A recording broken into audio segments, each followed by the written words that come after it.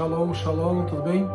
Gostaria de compartilhar com vocês uma palavra que está no livro de Romanos, capítulo 8, versículo 14 em diante, que diz assim: Pois todos os que são guiados pelo Espírito de Deus são filhos de Deus. Porque não recebeste um espírito de escravidão para viverdes outra vez atemorizados, mas recebeste um espírito de adoção, baseado no qual clamamos Abba Pai. Paulo escreve essa carta ao livro de Romanos porque a igreja ali estava passando por um momento, numa crise de identidade, aonde eles precisavam entender alguns princípios básicos para que eles pudessem viver uma vida de mais intimidade, mais profundo com o Senhor. Então ali ele fala assim: pois todos os que são guiados pelo Espírito de Deus são filhos de Deus. O que Paulo está dizendo aqui? Que quando eles receberam o Espírito Santo, eles receberam essa identidade de filhos, e eles em algum momento haviam perdido essa identidade. Quando nós vemos aqui que ele diz assim, porque não recebesse um espírito de escravidão para viverdes atemorizados, mas recebeste um espírito de adoção no qual podemos clamar Abba Pai. Querido, toda vez que nós recebemos ao Senhor Jesus como nosso Senhor e Salvador, nós nos tornamos morada, templo do Espírito Santo. Paulo, certa vez, ele diz assim: não sabeis vós que sois templo do Espírito Santo? Ou seja, quando recebemos a Jesus, isso nos dá o direito de sermos feitos filhos de Deus, e também nos tornamos morada. Quando Jesus ele fala para os fariseus: olha, em um dia eu destruirei o templo, em 3 dias será reconstruído. Os fariseus ficaram muito doidos. O que Jesus está dizendo? Como assim destruir o templo? Mas Jesus estava falando que na sua morte, a palavra de Deus fala que quando ele morreu, quando ele expirou, às 3 horas, às 15 horas, houve um terremoto, e o véu que rasgava o santo dos santos partiu de cima a baixo. Então aquele véu que havia uma limitação já não existe mais. Então o livre acesso estava até o santo dos santos. E ao 3º dia, quando Jesus ressuscita, se transforma cada um de nós em morada, em templo do Espírito Santo. Por isso que ele diz que destruiria o templo em um dia e em 3 reconstruiria. Porque na sua morte, o sacrifício perfeito, houve o rompimento, mas no 3º dia, quando ele ressuscita, ele faz de nós templo e morada do Espírito Santo. Então aqui Paulo diz: pois todos que são guiados são filhos de Deus. Mas ali em um momento o povo estava com uma crise de identidade, e Paulo ele traz um alerta para eles: olha, vocês não receberam um espírito de escravidão para viver com medo, para viver atemorizados, mas recebesse um espírito de adoção, no qual podemos clamar Abba Pai. E algo interessante que quando ele usa esse princípio, ele usa esse entendimento para o livro de Romanos. Algo interessante que acontece no ano, aproximadamente no ano 70 a.C., um imperador romano, quando ele morre, o governo vai ler o testamento desse imperador chamado Augustinho, e quando ele lê esse testamento, eles vão ver para quem fica a herança. E olha que interessante, quando eles lêem a herança, ali está escrito que toda a herança, todo o Império Romano, toda a herança foi deixado para um filho adotivo. Olha que interessante, na tradição judaica, todo filho primogênito, ele tem direito à porção dobrada. E de repente Paulo está escrevendo aos romanos: olha, vocês não receberam um espírito de escravidão para viver atemorizados, mas receberam um espírito de adoção, no qual podemos clamar Abba Pai. Essa palavra adoção, ela não tem só um sentido de que Deus escolheu-nos, adotarmos nós para sermos os filhos, mas Paulo estava trazendo uma mensagem para o povo, ali para a igreja de Roma, e estava dizendo: lembram daquele episódio onde o imperador romano, ele deixa toda essa herança deixa o Império Romano para um filho adotivo? Da mesma forma, nós recebemos esse espírito de adoção, no qual podemos clamar Abba Pai, e com isso, a palavra de Deus fala aqui no versículo 16, que o próprio Espírito testifica com o nosso espírito que somos filhos. Então nós temos a identidade porque nós recebemos a Jesus como Senhor e Salvador, porque o Espírito Santo entra em nós e o próprio Espírito de Deus testifica em nosso espírito que somos filhos. Então, por que ele usa a palavra adoção? Para trazer o entendimento em que Deus nos escolheu para sermos filhos. Mas também ele traz essa palavra para fazer a referência ao povo romano, para que eles trouxessem à memória qual a importância desse espírito de adoção. Porque quando você fala por exemplo, quando a gente pergunta para nós um episódio, nós brasileiros, que aconteceu 500 anos atrás, quem descobriu o Brasil? Já vem automaticamente Pedro Álvares Cabral. Por quê? Foi um episódio muito marcante para a nação brasileira, o descobrimento, e daí surgiu. Agora, imagine para os romanos o quão foi impactante para eles. O imperador romano, quando ele morre, ele deixa toda a herança, todo o império para um filho adotivo.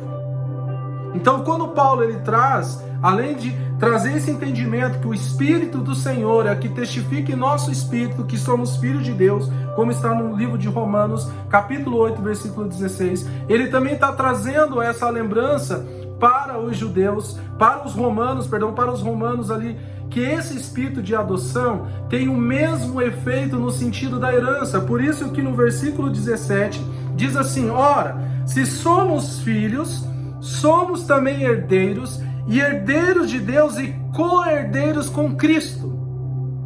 E quando usa essa palavra co-herdeiro, significa juntos, lado a lado, o mesmo direito, a mesma porção e a mesma herança.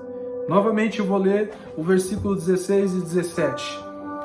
O Espírito, o próprio Espírito testifica com o nosso Espírito, o Espírito do Senhor testifica com o nosso Espírito que somos filhos de Deus. Ora, se somos filhos, somos também herdeiros, herdeiros de Deus e co-herdeiros com Cristo. Se com Ele sofremos, também com Ele seremos glorificados. Mesma porção, mesmo direito e a mesma herança. No versículo 18 de Romanos capítulo 8, porque para mim tenho por certo que os sofrimentos do tempo presente não podem ser comparados com a glória que há de ser revelada em nós. Olha que tremendo isso. Quando Paulo está falando que os sofrimentos desse tempo presente não podem ser comparados com a glória que há de ser revelada em nós. Sabe, querido, aqui não está falando de um texto de quando nós morrermos, nós fomos aos céus, então haverá a manifestação da glória.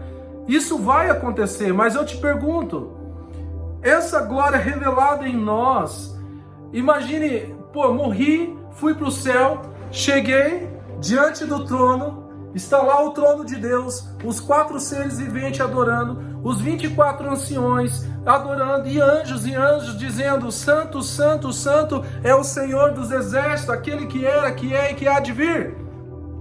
O que é a glória revelada em mim? Que impacto vai trazer num ambiente de glória e majestade, como Salmos 96:6 diz que glória e majestade, força e formosura estão diante do trono de Deus. Mas quando Paulo fala que aqui o tempo presente, nesse momento, não há de ser comparada com a glória que há de ser revelada em nós, está falando desse momento, querido, que ainda nós estamos aqui na terra. Pelo preço que nós devemos pagar, que nós pagamos em santidade, em adoração, em jejum, de muitas perseguições. E esses sofrimentos, eles não têm como ser comparados com a glória que há de ser revelada em nós. E essa glória que será revelada em nós vai ser aqui ainda na terra. Vai ser neste momento de avivamento que há de ser derramado sobre essa nação brasileira. Essa glória que há de ser revelada e manifesta em nós. Porque somos filhos, somos herdeiros e co-herdeiros em Cristo Jesus. E essa herança, porque somos filhos, está falando dessa glória que há de ser revelada, e é por isso que aqui no versículo 19 diz assim, de Romanos 8:19, a ardente expectativa da criação aguarda a revelação ou a manifestação dos filhos de Deus. Somos eu e você, filhos de Deus. E essa manifestação, essa revelação é a glória do Senhor sendo liberada em nós e através de nós. E para isso nós precisamos entender que não recebemos um espírito de escravidão para viver desatemorizados, mas nós recebemos um espírito de adoção, no qual clamamos Abba Pai. E o próprio Espírito do Senhor testifica com o nosso espírito que somos filhos. E ora, se somos filhos, também somos herdeiros e co-herdeiros com Cristo Jesus. Co-herdeiros, o mesmo direito, a mesma herança, a mesma porção. É por isso que Jesus falava, as mesmas obras que eu fiz, vocês podem fazer e ainda maiores. Porque Jesus, ele havia um preço a ser pago e agora ele já pagou esse preço. É por isso que podemos fazer obras ainda maiores, porque nós temos a mesma herança que ele tinha do reino dos céus, de trazer o céu na terra, assim é para nós. No livro de Lucas fala assim, Jesus dizendo, olha, da mesma forma que o Pai me confiou o reino, eu vos confio. O Senhor confiou o reino dele a nós, para que a gente manifeste ele com glória e poder. E essa glória, essa manifestação, nós podemos liberar através da nossa identidade de filhos, porque somos herdeiros e co-herdeiros com Cristo Jesus. Se somos herdeiros, co-herdeiros, nós temos direito a acessar o reino dos céus. Temos o direito, nós temos a autoridade. No livro de Hebreus fala que com ousadia ousamos acessar o Santo dos Santos. Por que com ousadia? Porque nós somos herdeiros, nós somos filhos. Você é filho, você é filha. E nós teremos esses dias na voz apostólica para acessar o reino dos céus, para acessar o trono da graça, para acessar a glória e majestade, como nós lemos no último vídeo que eu mandei falando a respeito de Colossenses 3. Ora, buscai as coisas lá do alto que estão diante do trono de Deus. Salmos 96, glória e majestade, força e formosura estão diante do trono de Deus. Agora nós lemos aqui que nós somos filhos, somos herdeiros, co-herdeiros com Cristo Jesus, o mesmo direito, a mesma porção e a mesma herança. Somos filhos, somos irmãos de Jesus. Somos filhos, herdeiros, co-herdeiros. Jesus é o primogênito. E nós temos o mesmo direito, a mesma herança. Para que venhamos a acessar. Porque os sofrimentos deste momento não tem como ser comparada com a glória que há de ser revelada em nós. E essa glória, ela vai ser revelada, vai ser manifesta nesses dias, porque aqui o versículo 19 está dizendo, a ardente criação anseia pela manifestação dos filhos de Deus.